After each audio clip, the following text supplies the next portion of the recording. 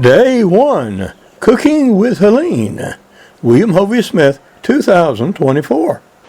This is Hovey Smith, the Backyard Sportsman. And this episode is Cooking with Helene. We are now in central Georgia in the midst of an approaching hurricane.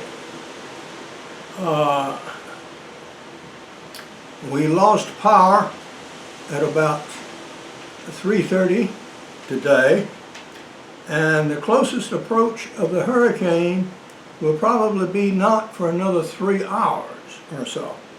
At about 2 o'clock, I actually got up and started cooking, and I made some deer stew.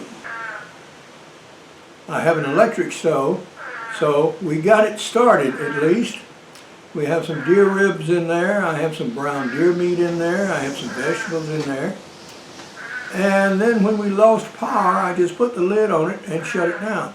Another thing I did was made coffee. Now those of you who are fond of Starbucks may overlook the fact that these are very good and reusable bottles.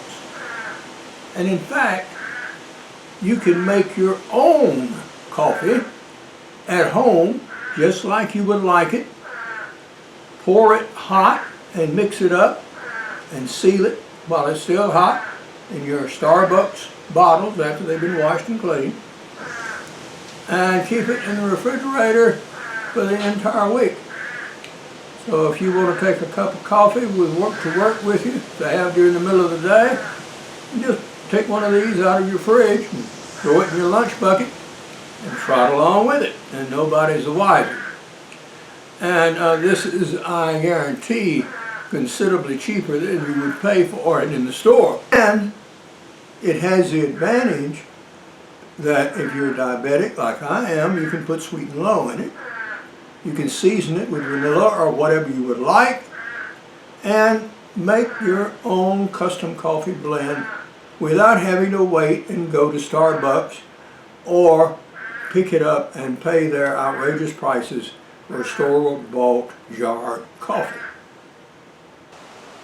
We are continuing our hurricane cooking here, and we have moved to the back porch where I have my propane cooker going. Last night by candlelight, I took the rib sections I had out here and cut up the meat, and also added a little cut meat we had.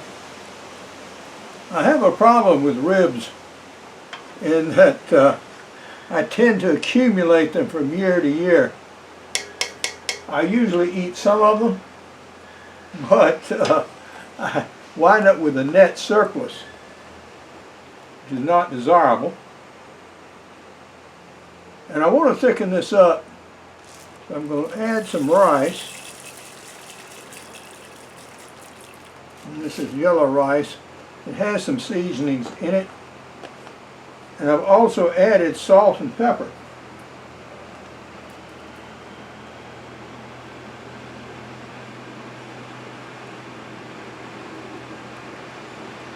So we will continue to cook this until the rice is ready.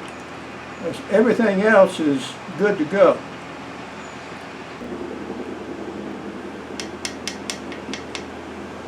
It's about noon, well actually about 12:30, and I've had a chance to look around the yard and the house.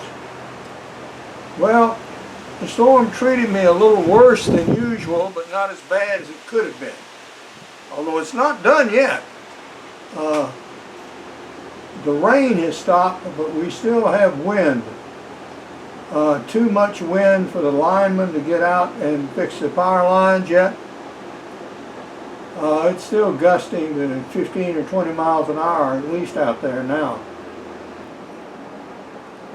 Oh, about a 14-inch pine tree, meaning 14 inches at the butt down, fallen into the yard, and that's a full-size pine. That would make saw timber these days. I've got half of a cedar tree broken off and down, and I have, as expected, one large limb of a pecan tree down and many smaller,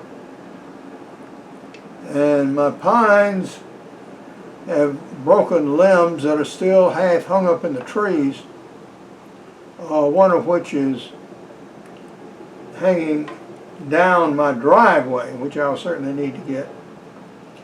So we'll have a lot of work to do. I'm not going to get out on the farm yet to see what's happening there until this wind lays down. There's a lot of hung up stuff in the tree tops, and yeah, we're going to let as much of that stuff fall as will. And so we will continue here very happily for a while with our cooking.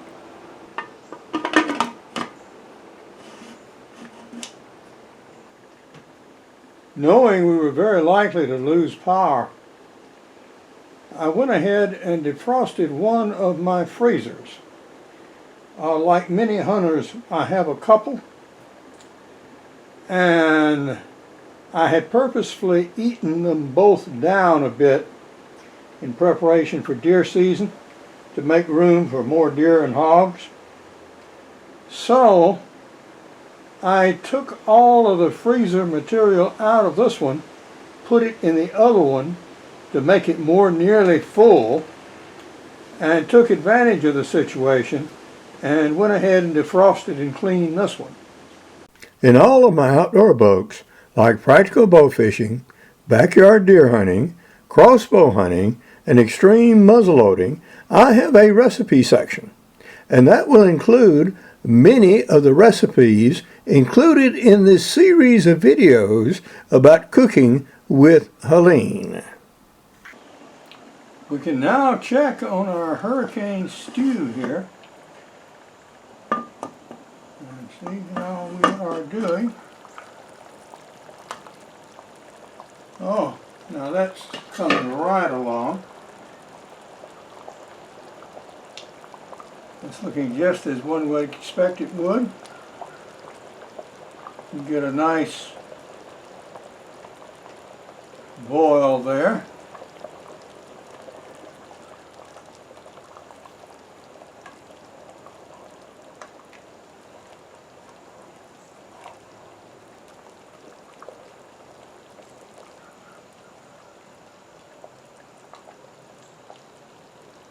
Looks like the rice is just about there, if not there.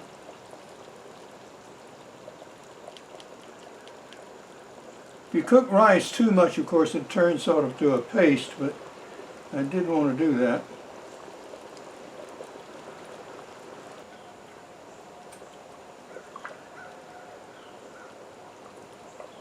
See a few hunks of potatoes in there every once in a while, so okay. They're still hanging together. We've lost the skins, but that's okay. Carrots are still there, of course. All right. Go get ready and have some lunch.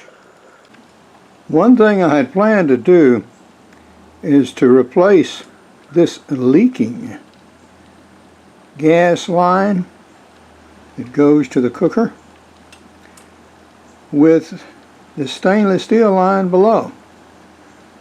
But the problem is the end fittings going to the cooker.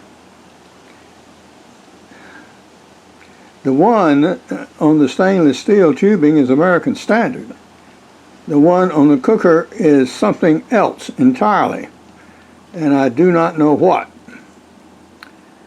So next time I'm in town, I'll take the cooker and I'll take the line and I'll take it down to the gas place, and one of the technicians will rig it up so I'll have something that'll work. Well, how did our hurricane cooking do? Okay, I think. Let's see.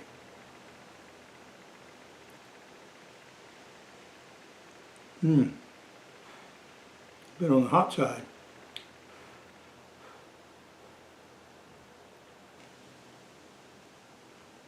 Yep. That will do very well.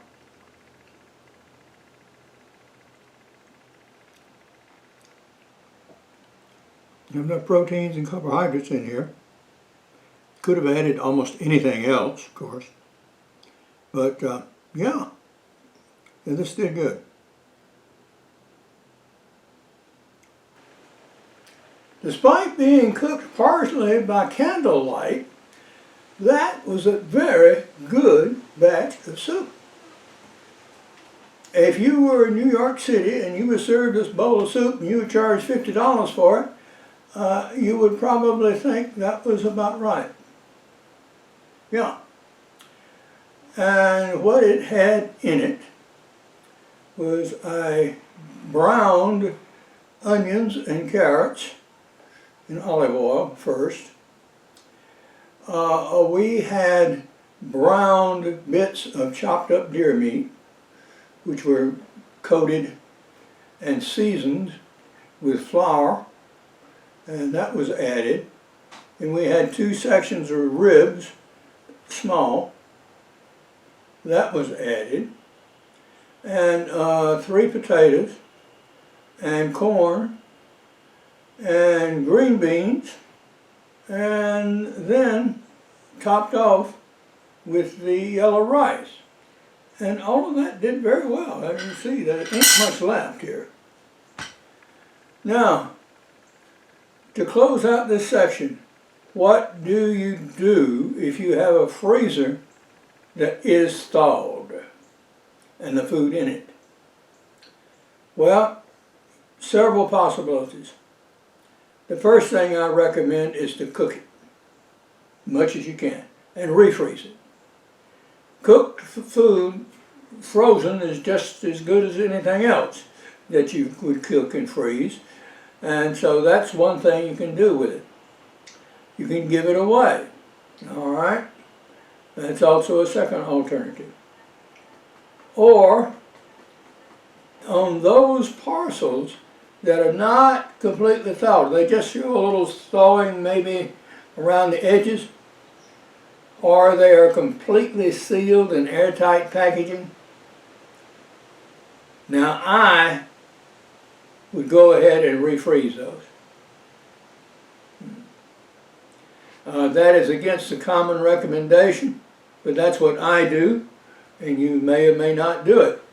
But if something is hermetically sealed and thawed and then refrozen, I haven't had in the past any great problem with it. Now this also would apply to the now new major American food group, pizza. Yeah. If your pizza goes limp, while it's still in the packaging, straighten it out, put it in the freezer, and refreeze it. Yeah. Then it will probably do okay. It may not be as good as it was the first time, but it'll probably do okay. The freeze-thaw cycle does bother the texture some, but should not appreciably affect the safety of it. But you do it at your own risk, and I haven't had any problems with it. Now, after a major power outage, stores and restaurants have food that they cannot serve and they cannot sell. They're anxious to give it away. So, if you have a freezer working and a nearby market is giving away meat, go get you some and cook it and put it in your freezer. Before sunset, I'm going to do a little maintenance on my cooker here. I've taken the burner assembly apart and I have cleaned out some of the vents because some of them were blocked. And when I take it back in to be serviced, I'll just be able to take the hose and the burner unit itself instead of having to drag the stand in as well. So we will proceed and cook some supper. And guess what? We'll have exactly the same thing we had for lunch. And now we can alight our burners and have all the vents working just fine. Okay, it's definitely an improvement in the art. We started the day with candlelight at about 2 o'clock in the morning, and we're ending it with candlelight at sunset, as I'm about to enjoy cornbread, my deer stew, and we're going to celebrate actually with a little wine, Merlot, all of $4 a bottle, and we're going to dilute this with a little Diet Coke. Okay.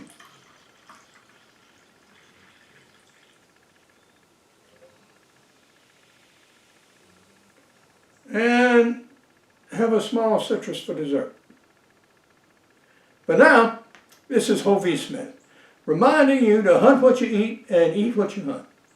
Be legal, be ethical, be safe, goodbye, God bless, and see you next time.